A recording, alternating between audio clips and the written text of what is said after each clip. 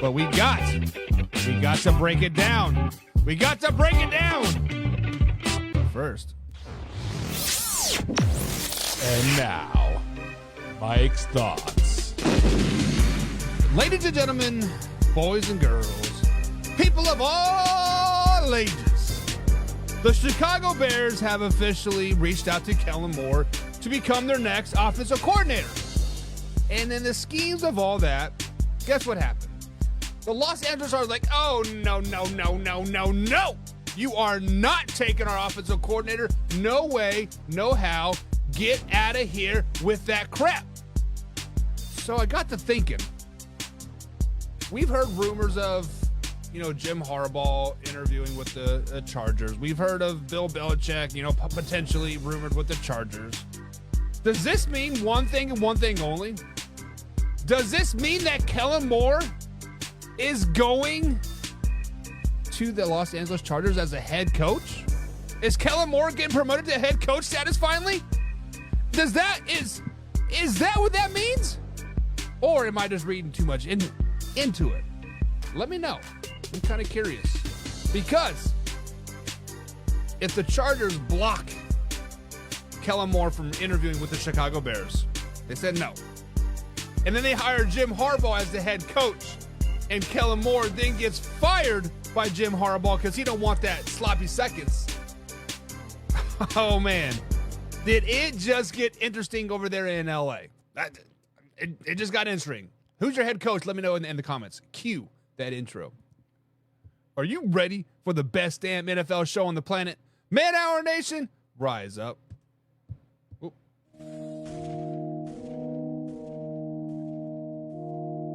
You don't want to be every time, no.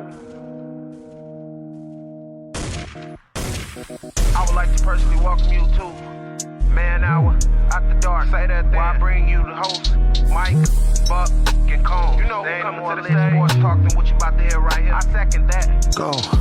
You know that it's us when we talking about sports. Giving you facts on the field to the court. Tune in, we need the support. 1 hour too short, then listen some more. On all your stations, not dropping no music. Starts like Adidas, but Nike just do it. Down 4 in the 4th, we go for the win. Michael 2 seconds, we taking it in. Buck, Mike, and Combs, you know what's going on. Man, now we're After Dark, no LA, we the big spark. No 4th and inches won't cut you short. Got the best talking, it's all sports. Buzzing more than buzzer beaters. We coming live, all 3 speaks go. And what is up, Man Hour Nation? Michael Buckeiser here with the Man Hour. Be sure to over to manhourradio.com. Check out the merchandise page. Check out the blog section. And, of course, check out the forms that will be dropping here very, very soon. We've been having some hiccups on that side getting published, but it should be good by the end of the week. And bada bing, bada boom, no hold bars over there. I've seen people like, oh, I bet you $1,000 that the Chiefs will beat the Buffalo Bills. And the other person says, sure, bet. And then the other person never pays. Over there at our forums, guys, we have gambling. We will have virtual gambling. So you can put your $1,000 into the virtual account or your $10 or $20 or whatever. And when the game is final, we say the Chiefs won that game, bada bing, bada boom. That person gets his da-da-da-da Bills yell. So no more backing out of those bets. No more talking out your ass like, oh, I bet you $1,000 for this. Shut up with that crap. Shut up with that crap. But guys, my chat is not working over here on the OBS, but I do see your comments coming in. We do see Caroline in the chat. She says, how about them Chiefs? Oh my good Lord. Listen, I love me some Kansas City Chiefs. Listen, I root for my team. But the Buffalo Bills, man, that team was really, really, really, really, really good. From top to bottom, they are probably one of the best teams in the NFL. Kansas City Chiefs just caught them off on a little off day, a little wide right. Kansas City Chiefs played a perfect game, but we'll be talking about the Kansas City Chiefs. They didn't even have a chance versus the Baltimore Ravens. We see my man Wayne G says celebrating 2 weeks in a row, winning playoff pick'ems. Congratulations, Wayne G. Way to take the safe bet all the way. Me, Hoffy, you, and Mark, we're all going to have the same picks. But I'm like, you know what? Let's mix it up a little bit. Because who wants a tie? Nobody wants a tie. I said, let's mix it up a little bit. The Ravens, Texans, I was definitely voting with like more of a heart than a head there. That was just a stupid pick, but I truly did think that the Packers had a chance. But congratulations to you, Wayne G. Let me give you a little thumbs up there. Good job. We got my man Ant in the chat. He says, "How about them Ravens? How about them Ravens? Forget to show up in the first half, and the second half they said, hold my beer, Texans. Get out of here with your little Ant self." No pun intended, right? Oh, but yeah, the Ravens did a very, very good. They had a great second half. We got my man John Peoples in the chat. He says, "Good morning." Good morning, John. Hope you're having a grand old day, my man. Carson Lang said that was a damn good game. Yes, it was, Carson. Yes, it was, Carson. And I believe you owe us jumping through the table video. Don't shoot the messenger. I had my table all lined up. I had my tripod ready. And then wide right happened. I'm like, oh, whew. My wife is not going to be mad at me. Not going to be mad at me at all. But guys, the divisional round is officially wrapped up. We had the Ravens beating the Texans. We had the 49ers outlasting the Packers. We had the Chiefs beating the Buffalo Bills. And we had the Detroit Lions beating the Tampa Bay Buccaneers, as Hoffy would say, critching, crawling, and scratching, and biting kneecaps to get that to the top. It was a grand weekend of games. Really, the only, I guess, disappointing game was the Texans game, right? When the Ravens definitely come out all second half, and they just bad baby, right? So on this Way or No Way Monday, guys, we have been talking, I guess, down about Lamar Jackson for a very, very long time. We have been saying how bad Lamar Jackson is in the playoffs. We've been talking about how bad the Baltimore Ravens have been in the playoffs the last couple seasons. The Lamar Jackson, the Baltimore Ravens come out, and they said, okay, we hear all the naysayers. We hear it. They come back out, and they put up, a 40-piece, right? They put up a 40-burger on a pretty good Texans team. Now, the Texans are probably playing out of their league just a little bit. Probably trying to jump up into the big leagues when you're still a JV player, but we digress. But got to ask the question, guys, way or no way, that's right, way or no way, has Lamar Jackson finally proved himself? Has Lamar Jackson finally getting that stigma of him not being a playoff quarterback, not being a real MVP, not being a quarterback? Is that stigma officially gone from Lamar Jackson? And me being one of the biggest, I guess you could say, haters of Lamar Jackson for a very, very long time, I said it when he came out of college. He is not going to last very long in the NFL unless he changes his game. And yes, he did have an MVP the next year, I think it was. But let's be honest, after that MVP, he's been struggling, right? He has been not staying healthy. He has not been, not performing at the level that everybody thinks he should have been, right? But in this playoff game versus the Houston Texans, he did have 152 yards passing and 100 yards rushing. So definitely took over the entire game, and Jay Flowers only had 41 receiving yards. So that just shows you how basically the offense was very anemic for the Baltimore Ravens. Let's just be flat honest about it. They were very, very anemic. But has Lamar Jackson proved himself? Has he proven himself to be a top quarterback or a playoff quarterback in general? And I'm going to say no way. I still think Lamar Jackson is a playoff facade. I still think the smoke and mirrors are out for Lamar Jackson in the playoffs. Now, obviously, if and when they beat the Kansas City Chiefs in the playoffs and they go to the Super Bowl, depending on how Lamar Jackson plays, that narrative is going to change a little bit, right? But right now, when you look at the stats, 152 yards passing, 100 yards rushing, what does that tell me?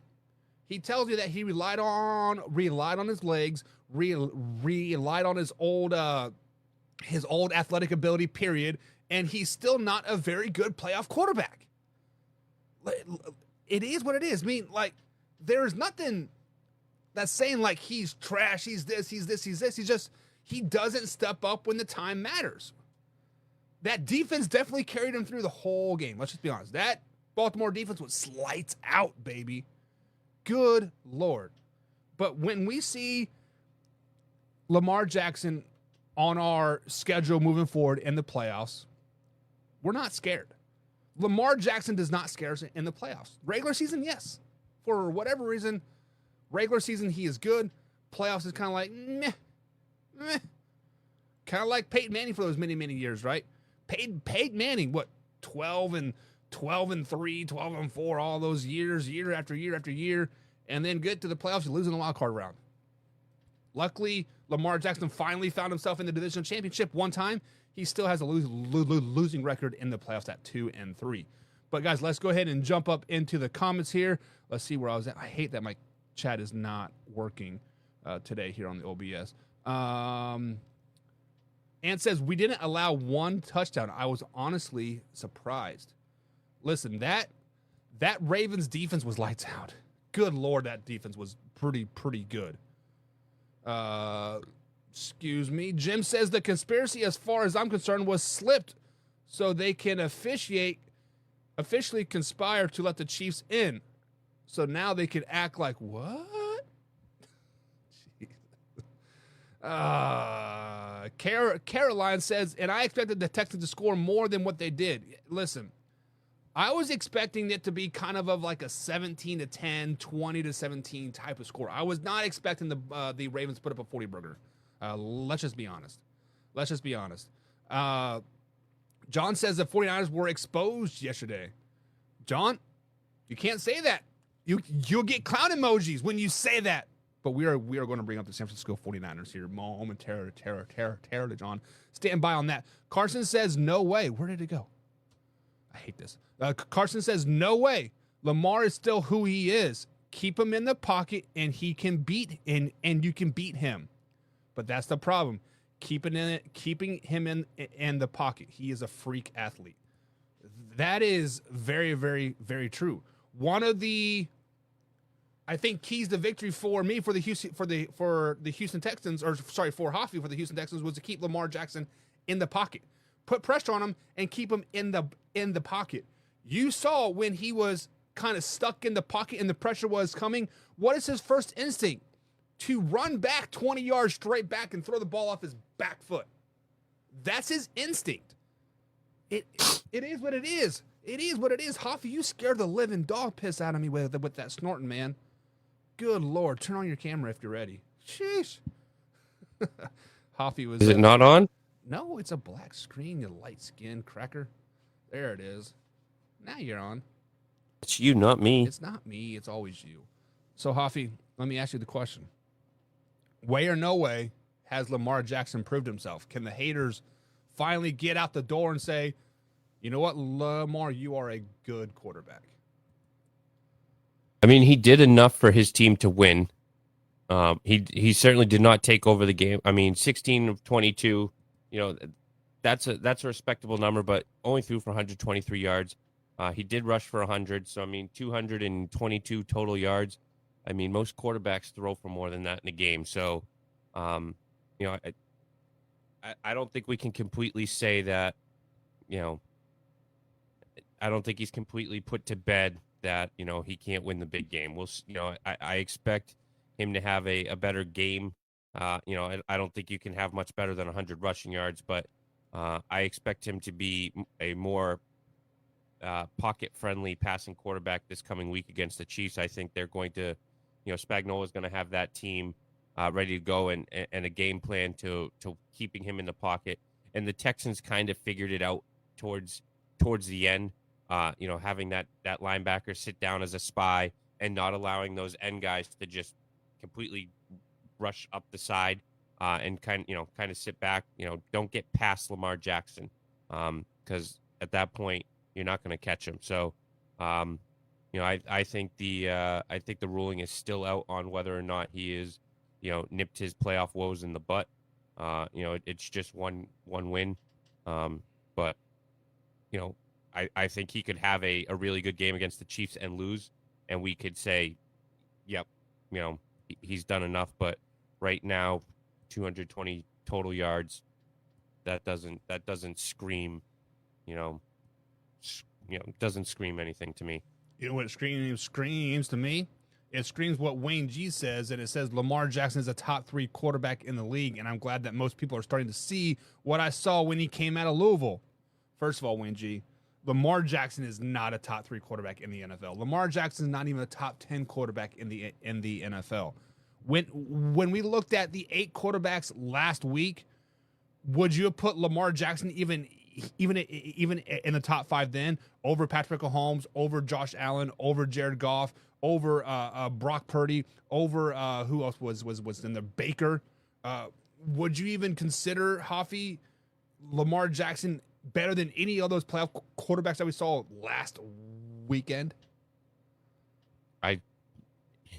You never know what you're going to get with Baker. You'll get 2 great games, and that third game it's going to be questionable. So I think I would take him over Baker. I definitely take him over Brock Purdy, but there's Josh Allen, there's Mahomes, there's Joe Burrows, which I know he's always injured, but still, Lamar Jackson isn't far off from always being on IR himself. So I don't know that I'd put him in the top 3. Heck, I'd take CJ Stroud right now over him, just based off of what we saw this year and being younger. Trevor Lawrence could be argued of being a better quarterback. He certainly didn't help himself this year by, losing 5 games in a row with his team when all they had to do was win 1 and they're in. But I think you could definitely argue Lamar Jackson possibly the 5th spot. You could argue him in 5 through 10. I'll allow that, but you can argue, but you're going to be wrong. I mean, just face it, you're going to be wrong. Like, I don't know, when you're Wayne G, it's hard to argue with that guy. Well, just because he brings stats, he doesn't bring eye tests involved. Like, eye test is everything. Like, just like what he said here, like you can be mad when he goes 19 for 25 and for 280 yards and 3 touchdowns, and haters are still going to find a way to criticize his game. It's not haters. I'm not hating Lamar Jackson. I'm glad. Let's give the man a round of applause. He won a playoff game. Good job. Versus a team that probably shouldn't even been in the playoffs. Don't shoot the messenger, Hoffy. I'm just saying, did anybody expect the Houston Texans to be any relevant this season whatsoever? 5-6 wins, maybe. Winning a weak AFC South? Hell no. Winning a playoff game versus the Baltimore or versus the Browns? Hell no.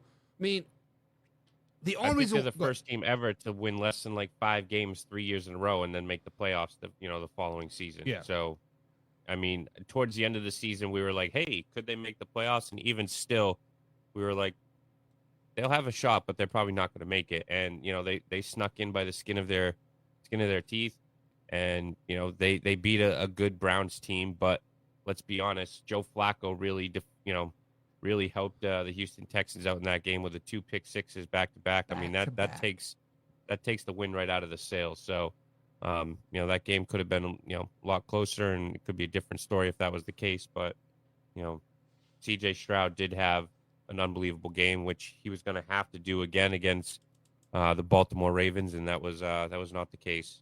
So Ann is like, all this disrespect, and the goalposts have been moved. I cannot wait for Sunday, baby. Listen, I can't wait for Sunday either.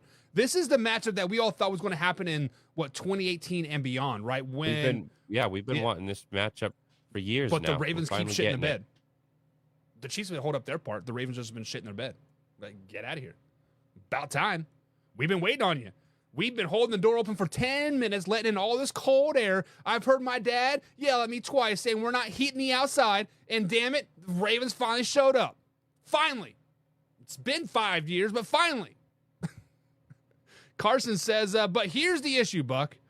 We all are pretty sure that the blueprint of beating Lamar Jackson is out there, but it still doesn't happen. I hate to agree with a Pats fan, but I see him being a 5 or 10 quarterback.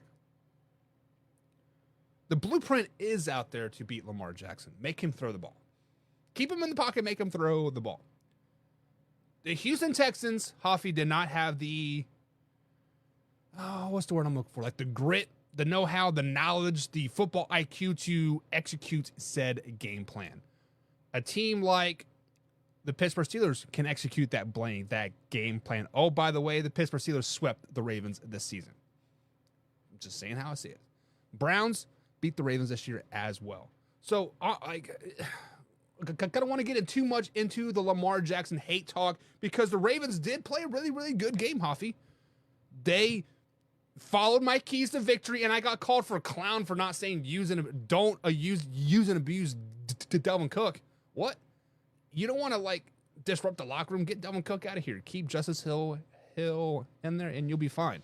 But Rizal Rendall, I'm saying his name completely wrong. Like I'm sure, like he says, running the ball, maybe throwing the ball is arguable. So meaning that Lamar Jackson is a great running quarterback, which I'd actually put Josh Allen above Lamar Jackson there, to be honest. Nobody wants to tackle that 6'6", 300-pound guy rolling down the field. But throwing the ball, listen, he does have a nice ball. When he has time to survey the field, time to look at him, he can put the ball on the money. He is an NFL quarterback. He should be able to do that. But the problem is underneath pressure. Underneath pressure, the mechanics drop, and much like Brock Purdy, butthole puckers, and they throw interceptions. Just it is what it is. There are quarterbacks out there that thrive underneath pressure. Baker Mayfield. I think Baker is more dangerous underneath pressure than having time to sit in the pocket. He has too much time to think about it.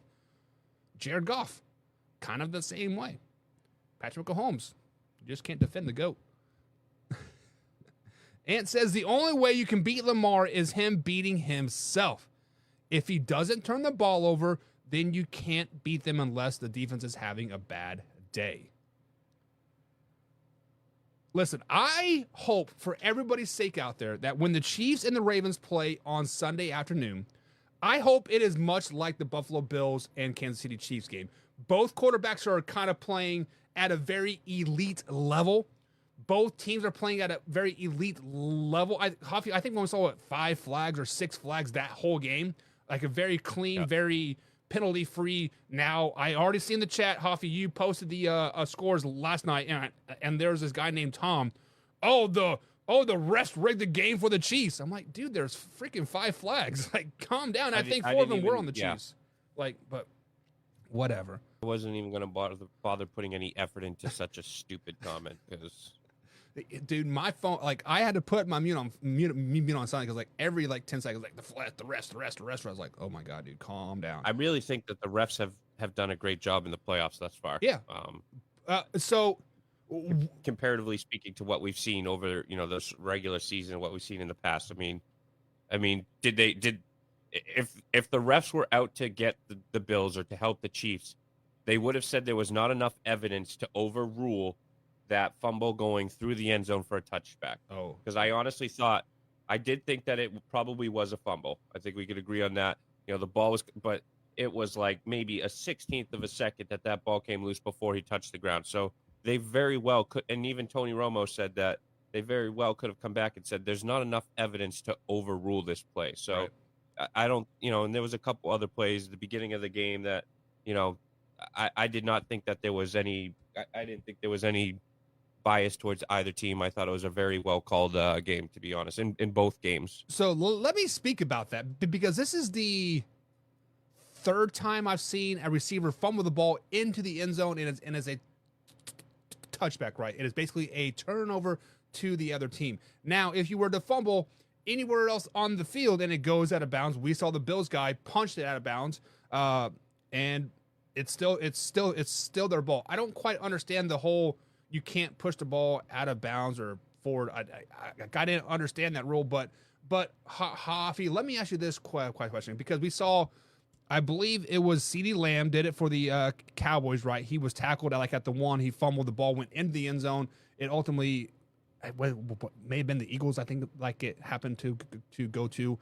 It happened last night with Tooney, and then I saw it earlier in the preseason with the Bucks when they played. That's like their 2nd or 3rd preseason game of the year. Should that rule kind of be changed or altered? Just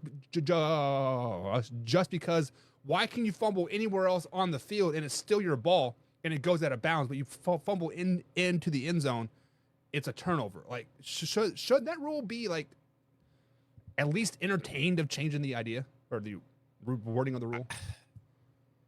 I think maybe you should leave it, but I think at a certain point in the game, I don't know at what point. You could probably better answer this for me, but at a certain point, you can't advance a fumble, or You know, because you could also fumble the ball on the 10-yard line. It'll go out at the 1-yard line. You get the ball at the 1. So I think if you fumble it forward, it needs to, where you fumble it is where it goes back to, kind of thing. Unless you recover it. If you fumble it and it goes up, from the 10 goes to the 1, you recover on the 1, sure. But if you fumble it on the 10-yard line, it goes out at the 1-yard line. You shouldn't be able to get the ball there. So I don't think a fumble should be advanced if it goes out of bounds. I do kind of like the touchback rule, unless it, hurts, my team, such as the Patriots or the Niners, or, in this case, my blood pressure was a little high because I was, rooting for the the Chiefs. So I was a little, I was hoping the Chiefs were going to go up by 2 scores and really punch the Bills in the mouth with that one. So it really hurt to see that kind of, work against us here. But I do like that rule. Yeah, I actually texted Carson right when the fumble happened, because the Chiefs were up by 3, and that would have put them up by 10 at that particular point. I'm like, Carson, this is a game-changing call here, because if the Chiefs get the ball right there and it is a touchdown, you guys are down 10. Like, I don't think we were seeing like the last second field goal by Bass wide right, but it is what it is. You as a coach, Buck, this is where I was upset with, the sequence, we'll call it, of those 2 plays. Pacheco just absolutely bulldozes his way down to the 1-yard line, a great run. And then you come up and you run that little trickery play. You're on the 1-yard line. Pacheco is an absolute beast. Give the dude his flowers and let him pound that ball in. Yeah, I mean, it's the old Pete Carroll adage, right? When you have beast mode at the 1-yard line and you throw an AS we've not learned anything from Malcolm Butler and Pete Carroll and Russell Wilson. Yeah, to be honest, I don't love the call, but I don't hate it either. I hate who they gave it to. Mecole Hardman has been nothing but a bust all season long.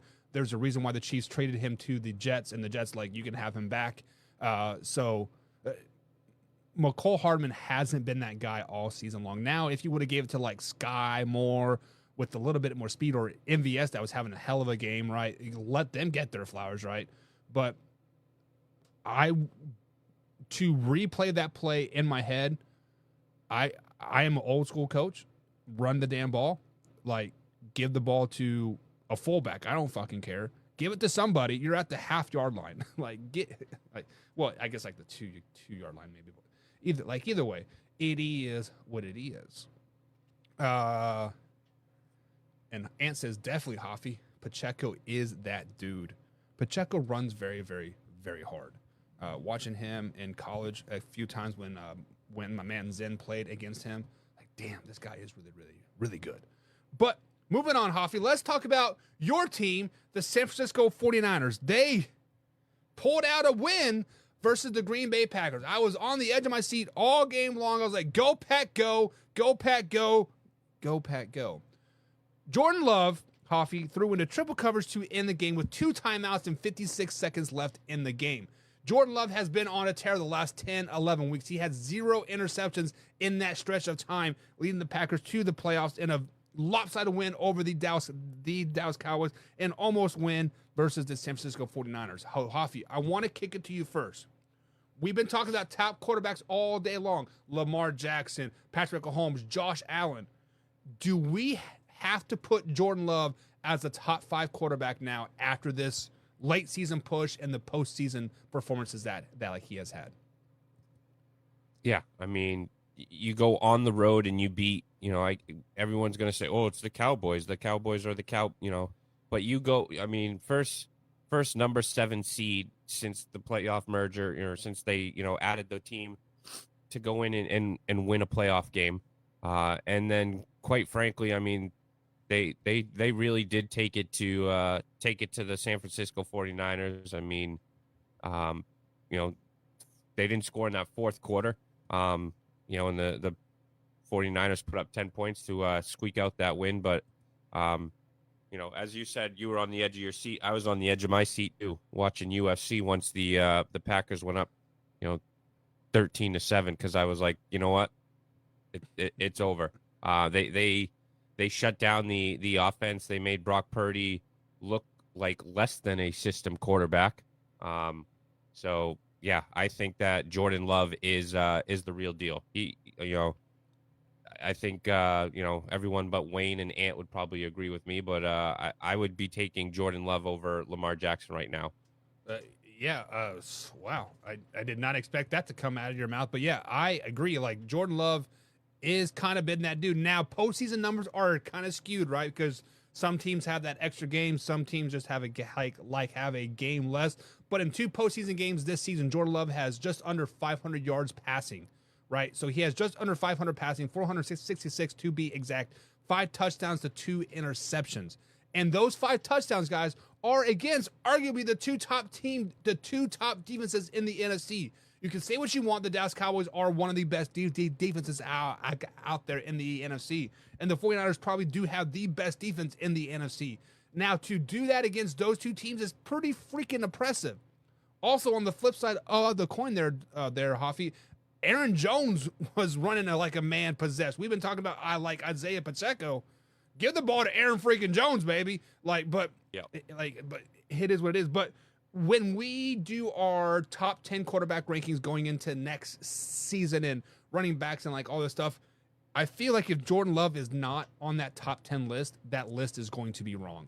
Jordan Love has proven himself this season to be the heir apparent to Aaron Rodgers. We are forgetting about Aaron Rodgers real freaking quick here, right? But to go on to your train here, I believe Aaron Rodgers is 0-4 against the 49ers in the playoffs, and it's hereditary. You're going to continue to lose to the they've lost they've lost their last 4 games now to the San Francisco 49ers in the playoffs. Yeah, well, it'll be five in a row now, which is just crazy. Yeah, you're right. Correct. Sorry, 5 in a row now. So Carson. Yeah, I mean Jordan Love is that guy. When he was drafted by the Packers, that was right around the time when the Patriots were experiencing with drafting the heir apparent to Brady and going with Garoppolo, and there was another one that they drafted as well that it didn't work out. But I really wanted Jordan Love, and I thought that I think they even passed over him, and they were coming up on another pick or something. I think they traded back as they always do, but I really wanted the Patriots to draft Jordan Love. So I've been a Love fan, and I'm glad that he's proven Combs wrong, because Combs has said all year that he is not a good quarterback. Yeah, I believe Combs said that Justin Fields was the best quarterback in the NFC North, but we digress with that. Wayne G says Jordan Love is not a top 5 quarterback right now, but he is trending that way. Let's see how the 2024 season goes. I can agree with that. I mean, he had the same roster that Aaron Rodgers had last year, and Aaron Rodgers did not. Aaron Rodgers is arguably one of the GOATs when it comes to quarterbacks. And they missed the playoffs. Did they miss the playoffs? I'm pretty sure they missed the playoffs last year. They missed the playoffs. So, Jordan Love took this exact same team to, potentially had them on the brink of making an NFC championship as a 7 seed. Yeah, I mean, let's give his flowers a little bit. They those receivers are a year older, another year in the system, so they do have that going for him.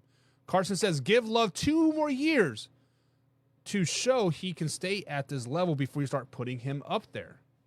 Listen, we're prisoners of the moment, baby. 500 yards in 2 games. Who else has done that? Nobody. Not even the great Lamar Jackson, right? I guess maybe Jared Goff has probably done that. I can't remember. And says, I see Hoffy's been drinking too much rum this morning. Love over 2-time MVP is disrespect. It's got to stop. Lamar Jackson hasn't won that MVP yet, baby. You can still talk about Dak Prescott. This is a regular season award. Dak Prescott, regular season MVP. You can still put Jared Goff in there. You can put Brock Purdy in there. Hell, you can put Tua in there. CMC. Tyreek Hill. He hasn't won it yet, Ant. Tell him, Hoffy. He hasn't won it yet. He's going to win it. He is. If he doesn't, something's wrong. Let's just be honest. Ant says he had the benefit of sitting behind one of the greatest quarterbacks in history, while Flacco wouldn't even show Lamar the ropes. Yet he still won the MVP and went 14-2. Let's talk about Lamar Jackson's MVP year, Hoffy. Was it 2019, if I'm not mistaken? The only reason why Lamar Jackson won that MVP was by default. When I say by default, Patrick Mahomes was on pace to blow everything out of the water that particular season, and then he ran the ball versus the Denver Broncos and dislocated his kneecap and missed 3 games, and was still stat for stat with Lamar Jackson with 3 less games. Basically, what the NFL calmed down to is they didn't want to give a young Patrick Mahomes back-to-back MVPs. They didn't want to pat that ego up. They should have. They should have. John asks, who do the Dallas Cowboys play next week? The better question is, who do the Las Vegas Raiders play next week? Oh, John's now a Detroit Lions fan, Hoffy. Let's not forget about that. I'm kidding. I thought it was Raiders Nation for life. That's what I thought. No, it was anal, right? It's anal. Ann says, here we go with the excuses. It's not excuses, it's just facts, Ann. It's just the facts. But on the flip side of that Jordan Love game, Hoffy, we had a quarterback by the name of Brock Purdy. Brock Purdy did not have a very good game. Let's just be honest. I actually tweeted out during that game, I saw Brock Purdy throw in 3 rain games now. 1 at Iowa State when he played the Kansas State University. Kansas State whooped that ass. Then it was like week 6 versus the Browns this season. Guess what? The Browns whooped that ass. And then last weekend versus the Green Bay Packers. And the Green Bay Packers pretty much were about to whoop that ass, but a miracle came out in the 4th quarter. So I have said it 3-4 weeks ago when I said the 49ers have been exposed.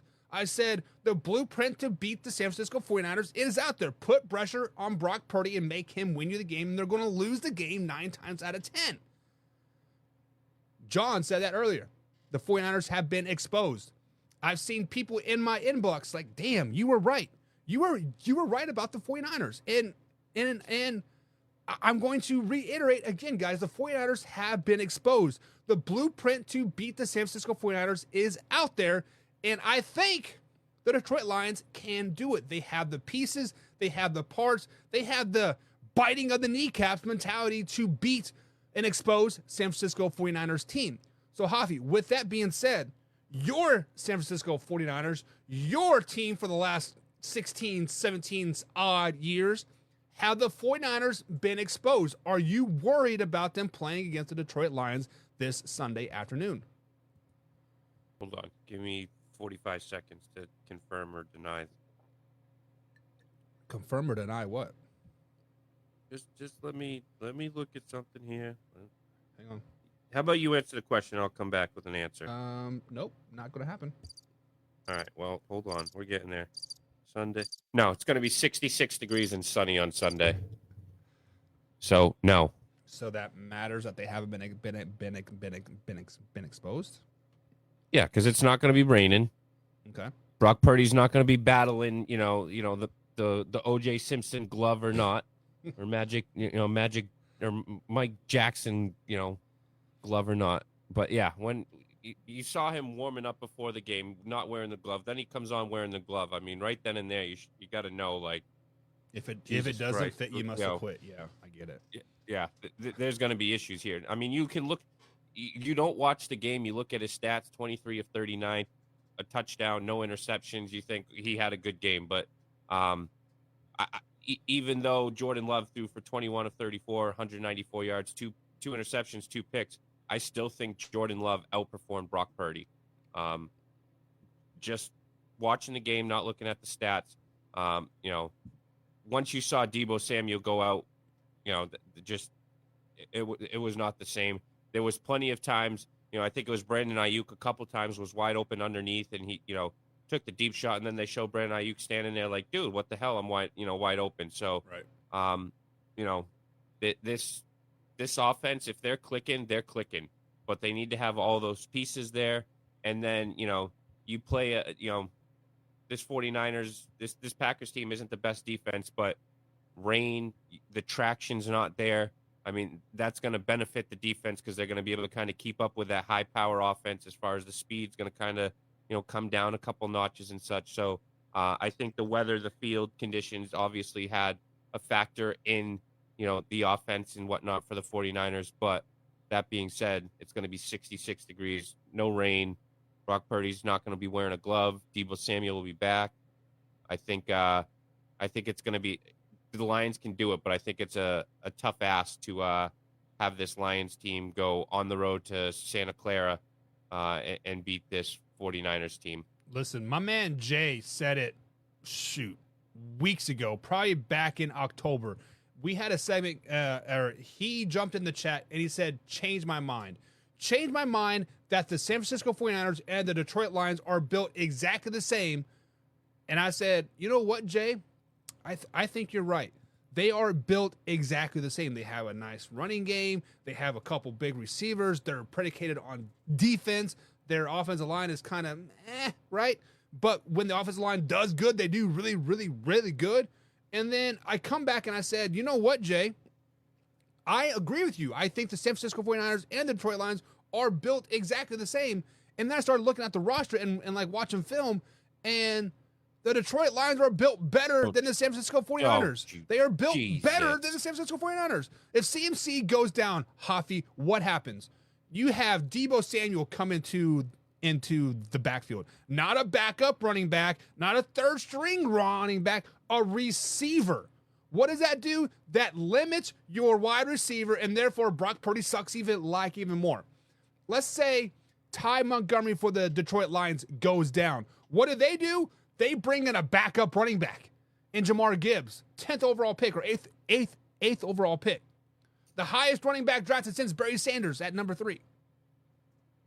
They're built better than the San Francisco 49ers. What happens if a receiver goes down in Detroit? The only place they're built better is in the running back room, where they have, like you said, multiple running backs, but they don't have a Bosa.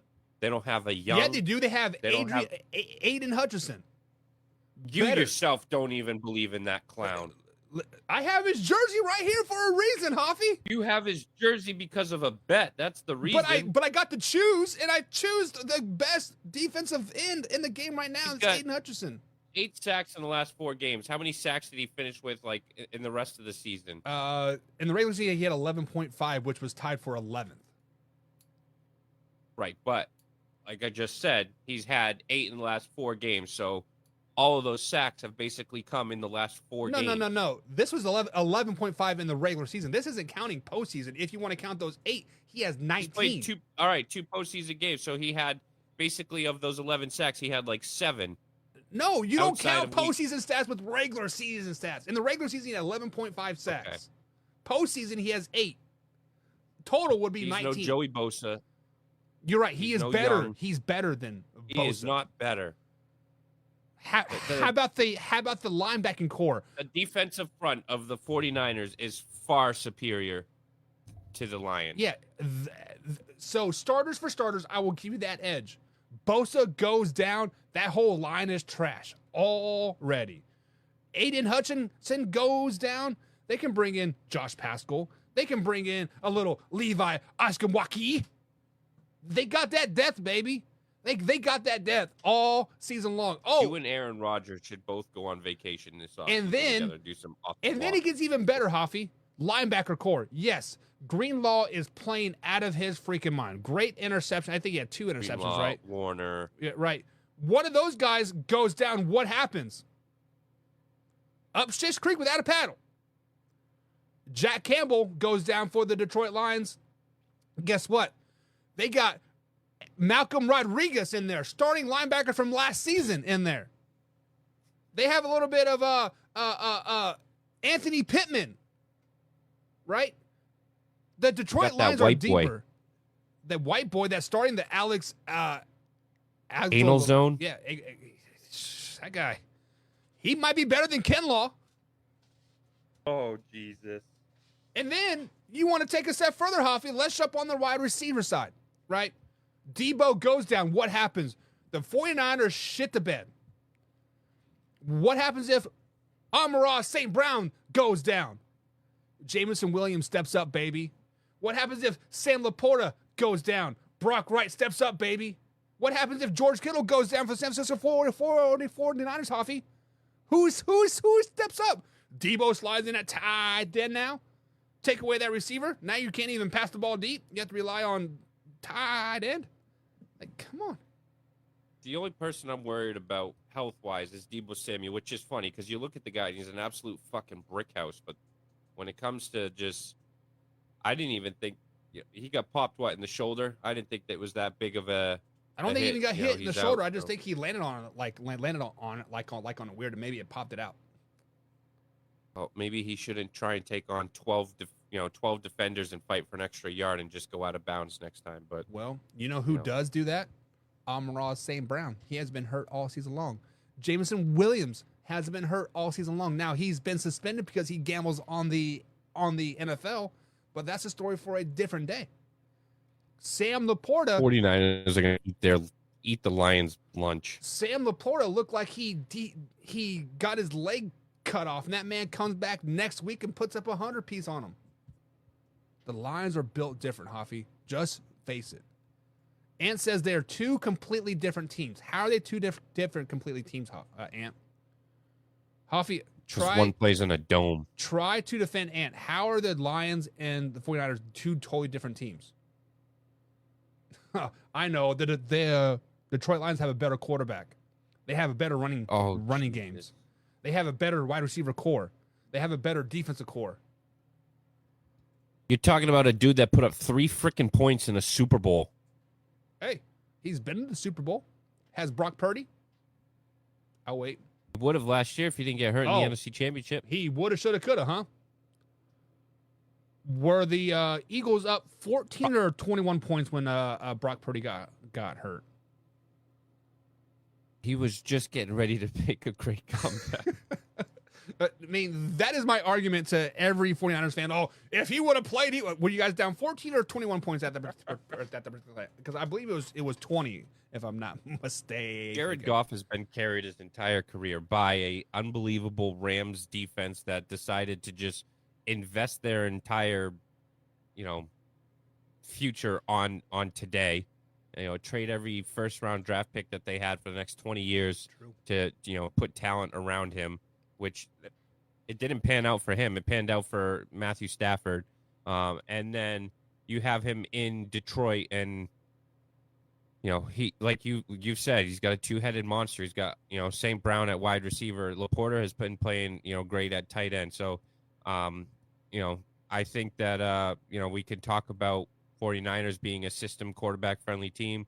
I think with the Detroit Lions, you just need to be a quarterback that's not going to turn the ball over. And that's something Jared Goff has done pretty well this year. Not something he's done well in the past, but I think he's really bought into, really the product that needs to be put on the field for that team to be successful. So, I think if you put him on a different team, a different story. I don't think that Jared Goff is, you might be able to argue a top 10, and by top 10 we're talking 8, 9, 10, but I don't think he is a that great of a quarterback. But even I guess though you can argue he's better than Brock Purdy, but he is better than Brock Purdy. You put Jared Goff on Brock Purdy's team, bada bing, bada boom, Super Bowl. You put Brock Purdy on the Lions, 0-16. Let's just be honest. I think Jared Goff is a dink and dunk kind of quarterback. I think exactly what the Lions need. Exactly. But I think the 49ers quarterback, or what the 49ers ask is George Kittle over the middle for, 20, 30 plus yards. I think Jared Goff would have a lot more turnovers, interceptions. I think Brock Purdy fits that system a lot better than what Jared Goff would, how Jared Goff would fit in that system. I do agree with you that Brock Purdy does fit well into the quarterback-friendly system in San Francisco. I will give you that. But let's look at Brock Purdy's stats this season. The season, not postseason. The season, AI. Listen to me right. So I developed this. I'm testing out this speech thing on my computer, Hoffy, and it's supposed to be able to translate what I say and pull up what I'm looking for. But it says you're stuttering too much. I'm like, man, fuck you. You can't clown me. I am not. I You're the made one with you. the stutter. I made you. You cannot clown me. No. But Brock Purdy this season, 4,200 yards to 31 touchdowns to 11 interceptions. Been pretty. 5th in yards, 3rd in touchdowns. Pretty good. Been pretty good. Pretty good. 104th in interceptions, 1st in QBR. So you could tell me that's better than Jared Goff? Did you say 104th in interceptions? He had 11 interceptions. So that puts him at 104th ranking. Are there any 104 quarterbacks in the NFL this year that like played? I think it's just if you've thrown a pass. So, how many? Christian McCaffrey's probably thrown a pass, and There whatever needs to be other some type running of back. like, hey, you have to do over 200 attempts in a season to be on this list or something, because 104th is crazy. Or average at least 2 point. I think in like what is it in baseball? You have to average like 2.1 at bats per game played. Something you got to average 2.1 passes per game. Yeah, we need a little something there. We need a little something there. Excuse me. Ant says if Goff really was that dude, he'd still be in L.A. No, Thank you. listen. Goff was not a good fit in L.A. because let's just be honest. Goff outgrew L.A. He was there when they were dog shit crazy. They moved from St. Louis to L.A. He was their first overall pick like that particular season, and he kind of outgrew them, right? He took them to the Super Bowl, and then they got a new coach, or they got a new coach, a new coach, and they took him to the Super Bowl, and basically Jared Goff stole his coach's lady friend, and that's why Jared Goff had to get out of town. And when you have an opportunity to get a quarterback like Matthew Stafford, I think you kind of got to pull the trigger on that, because granted, they did give up a lot for Matthew Stafford. For Matthew Stafford going to the Lions saying, I want out, and the Rams still gave him like 4 first-round picks and Jared Goff and a receiver. It's kind of crazy to me, but I digress. Jared Goff is that guy. He is that dude. He's How did he outgrow Los Angeles when he is literally like from California? He played ball at University of California. He outgrew the organization. The organization the organization outgrew him. Okay, but then how did he go to another shitty ass organization in the Detroit Lions? Sorry, Lions fans, but you guys were a shitty ass organization, and then take him to the NFC Championship game? Because they used those 4, first round picks or 4 picks that they got, did a little bit of this and that, and ended up with someone like Laporta. They got, St. Brown. I mean, they've built They did. They got a new coach that, everybody bought into his system. So I don't think that system is a product of Jared Goff and what he's done. I think that system is a product of, Dan Campbell, AC/DC, as some people call him, the GM, and just the team mentality that, they all operate under. But I think you could plug in Baker Mayfield into that, onto that team, and they would be the exact same team. Whoa. I love me some Baker Mayfield now, but don't take away Baker Mayfield from the Bucks. He's not staying with the Bucks. You don't think so? Where do you think Baker Mayfield is going to go then?